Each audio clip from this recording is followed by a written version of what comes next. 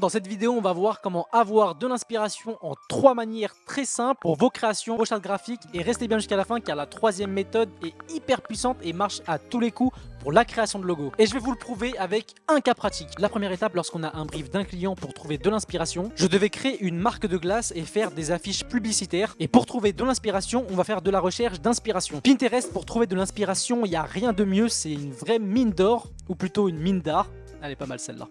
On va taper sur la barre de recherche affiche glace. Au début, on va pas avoir grand chose, mais plus on va cliquer sur des réalisations et plus on aura des bonnes suggestions. La deuxième étape sera de reprendre toutes les réalisations qui t'inspirent et de les mettre dans ton moodboard. Un moodboard, pour rappel, est une planche d'inspiration. Vous le gardez bien sous la main car ça va vous aider à rester focus sur votre idée initiale et ça va vous éviter de vous éparpiller et de partir sur carrément autre chose. Vous pouvez vous poser la question, c'est pas grave si je pars sur autre chose car au final c'est moi qui le fais donc je fais ce que je veux. Mais non, car avant de commencer quoi que ce soit, il va falloir envoyer vos pistes à votre client, donc votre moodboard, pour qu'il le valide. Si vous lui donnez quelque chose qui n'a rien à voir avec les pistes que vous lui avez données au départ, croyez-moi, il sera vraiment pas content. Le moodboard, c'est hyper important. Petite anecdote, notre professeur de communication visuelle nous harcelait littéralement avec ça. Faites des moodboards, faites des moodboards. Et nous, on n'en voyait pas l'intérêt d'en faire un. On voulait directement passer aux réalisations. Du coup, elle n'acceptait pas nos travaux si on fournissait pas un moodboard avec. Et pour contourner tout ça, on faisait d'abord nos travaux et ensuite on faisait le moodboard par rapport aux travaux. Mais dans la vraie vie, elle a carrément raison car le client,